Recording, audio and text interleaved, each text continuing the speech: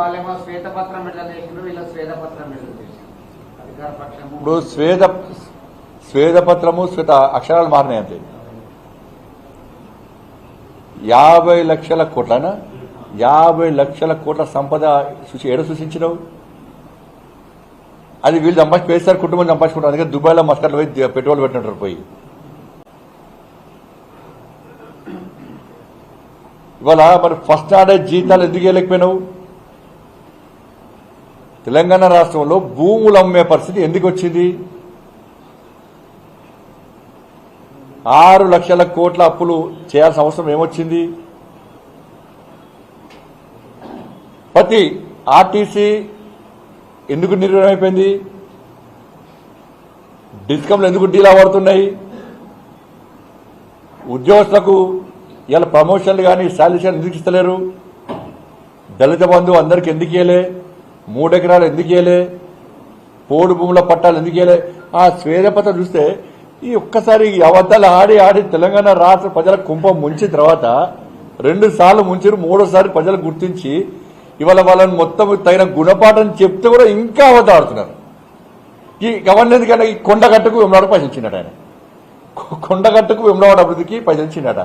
ఉన్న 5 కోట్ల రూపాయలు మనం తీసుకోవే ప్రయత్నం చేసిండు కామారెడ్డికి.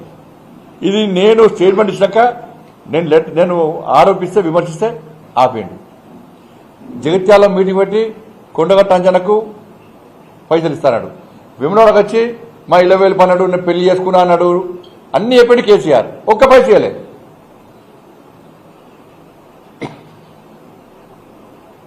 ఇవాళ వాళ్ళ శ్వేతపత్రం చూస్తే గ్రామాల అభివృద్ధికి నిధులు విడుదల చేసినాడు. చూపెట్టు, నేను చాలాసార్లు డిమాండ్ చేసిన.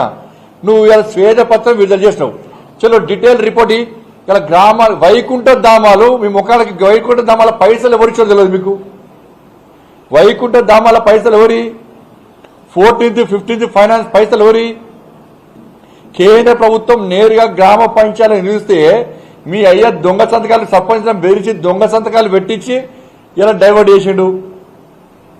గ్రామ పంచాయతీలకు నిధులు విడుదల చేస్తే సర్పంచులు కూలీలుగా మారే పరిస్థితి ఎందుకు వచ్చింది? సర్పంచులు ఆత్మహత్య చేసుకునే పరిస్థితి ఎందుకు వచ్చింది? ఇలా గ్రామాల సర్పంచులు మోడీ గారే శబాష్ అనే పరిస్థితి ఎందుకు వచ్చింది? మీ అయ్య వ్యతిరేకంగా, నీ ప్రభుత్వానికి వ్యతిరేకంగా, మీ పార్టీకి వ్యతిరేకంగా గ్రామ పంచాయతీ సర్పంచులు ఫోన్లలో మాట్లాడుకున్న సంభాషణలు నీకు వినవలేదా? మరి నేషనల్ హైవే పైసలు కూడా వాళ్ళే ఇచ్చిరట. నేషనల్ హైవే పైసలు కూడా వాళ్ళే ఇచ్చిరట. బస్తీ దవాఖాన్ల పైసలు కూడా వాళ్ళే ఇచ్చిరట. కూర్చో. కార్పొరేషన్ల పైసలు కూడా వాళ్ళే ఇచ్చిరట. ఇక్కడ ఏకగ్రీవంగా గెలిచిన సర్పంచ్ల పైసలు ఇవ్వలే, నువ్వు గ్రామ పంచాయతీల పైసలు ఇవ్వలే.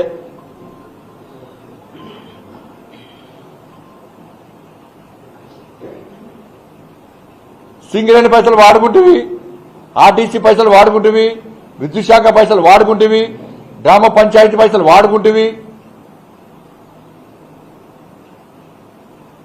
ఏమి ఇవ్వకుండా ఇలా సర్వనాశనం చేసి చిప్ప చేతికిచ్చి ఒక్కొక్కరి పేరు మీద 1,60,000 అప్పు చేస్తేవి, ఒక్క నోటిఫికేషన్ ఇవ్వబోతేవి, నిరుద్యోగ వృత్తిస్తాను ఇవ్వబోతేవి. వ్యాక్సిన్ పైసలు కూడా ఆయన ఇచ్చాను. ఇప్పుడు అలా వ్యాక్సిన్ కూడా హాస్పిటల్ అభివృద్ధి చేసిండి. హాస్పిటల్ కనీసము ఇలా కేంద్ర ప్రభుత్వ నిధులు ఒక్క పైస ఇవ్వలే. కోవిడ్ అప్పుడు ఇలా మీ అయ్యా మీ కుటుంబము ఇంట్లో ఉన్న ఫామ్ హౌస్ అన్నారు. కనీసం ఏ ఒక్క హాస్పిటల్ విజిట్ చేయలే, కనీసం భరోసా నింపే ప్రయత్నం చేయలే. పారాసిటమాల్ వేసుకోమన్నాడు మీ అయ్యా, పారాసిటమాల్ వేసుకోమన్నాడు. మాస్కులు లేకుండా ఫ్లెక్సులు లేకుండా తిరుగుతున్నాడు. పేరే పారాసిటమాల్ ముఖ్యమంత్రి అని చెప్పన్నారు. భారత్ బయోటెక్ తెలంగాణ రాష్ట్రంలో ఉంది, అక్కడ వ్యాక్సిన్ తయారు చేశారు. గది కూడా మీ అయ్యకు సోయలేదు. నరేంద్ర మోడీ గారు వచ్చేదాకా తెలియదు. దాదాపు 80 దేశాలకు వ్యాక్సిన్ అందించిన ఘనత నరేంద్ర మోడీ ప్రభుత్వాన్ని. ఈ తెలంగాణ రాష్ట్రంలో పేదలకు ఉచితంగా వ్యాక్సిన్ అందించిన ఘనత నరేంద్ర మోడీ ప్రభుత్వాన్ని. కేంద్ర ప్రభుత్వ నిధులు మొత్తం కూడా వాళ్ళే ఇచ్చినట్టు ఇలా ఆ శ్వేతపత్రం విడుదల చేస్తే నవ్వుకుంటున్నారు. మేధావి వర్గం అంతా కూడా నవ్వుకుంటున్నారు. ఇవాళ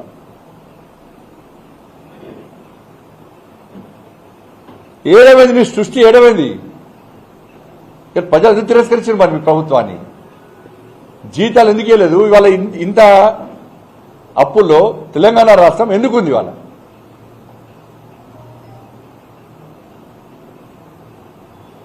ఎన్జిఓ నాయకులు టీఎన్జిఓ నాయకులు పిలిపించి 3 నెలలకు ఒకసారి జీతాలు ఇస్తా అని చెప్పి మీ అయ్యి చెప్పింది వాస్తవం కదా టీచర్ పోస్ట్ ఎన్నికలు ఉన్నాయి కనీసం ప్రభుత్వ పాఠశాలలో కనీస సౌకర్యాలు హాస్పిటల్ సౌకర్యాలు ప్రభుత్వ పాఠశాల సౌకర్యాలు ఎక్కడ ఏం లేకుండా మొత్తము చిప్పచెతికిచ్చారు ఇది ఒకటి విషయం ఇవాళ కాంగ్రెస్ పార్టీకి తెలంగాణ రాష్ట్రం అప్పుల పాలైన విషయం తెలుసు ఎన్నికల ప్రచార సందర్భంగా కాంగ్రెస్ పార్టీ స్పష్టంగా చెప్పింది తెలంగాణ రాష్ట్రం 6 లక్షల కోట్ల అప్పు ఉంది అని చెప్పి కాంగ్రెస్ పార్టీ బీఆర్ఎస్ పార్టీని విమర్శించింది వాస్తవం ప్రచారం చేసింది అయినప్పుడు కూడా అప్పు ఉందని తెలుసు మీకు అప్పు ఉందని తెలిసి కూడా అప్పులు తీరుస్తామని చెప్పి ఒక ప్లాన్ మీకు ఉండొచ్చు 6 గ్యారెంటీలు ఇచ్చారు అసెంబ్లీ వేదిక కూడా ఎన్ని అప్పులు చేసిరో బీఆర్ఎస్ పార్టీ ప్రభుత్వం మీరు స్పష్టంగా తెలియజేశారు అప్పుల విషయం తెలుసు అప్పులు ఎట్లా చేసారో స్పష్టం చేశారు 6 గ్యారెంటీలు కూడా ఇచ్చారు అంటే మీకు ఒక ప్లాన్ ఉంటుంది ఈ అప్పులను ఎట్లా తీర్చాలి ఈ 6 గ్యారెంటీలను ఎట్లా అమలు చేయాలి మీకు ఒక ప్లాన్ ఉంటుంది ఆ ప్లాన్ ఏంటి ప్రజలకు చెప్పండి ఫస్ట్ కాంగ్రెస్ పార్టీ మళ్ళా మీరు అసెంబ్లీని వేదికగా చేసుకొని బీఆర్ఎస్ పార్టీ అప్పులు చేసిందని చెప్పి బీఆర్ఎస్ పార్టీని బూచిగా చూపెట్టి మళ్ళా మీరు 5 సంవత్సరాలు టైం పాస్ చేసే ప్రయత్నం దయచేసి చేయదు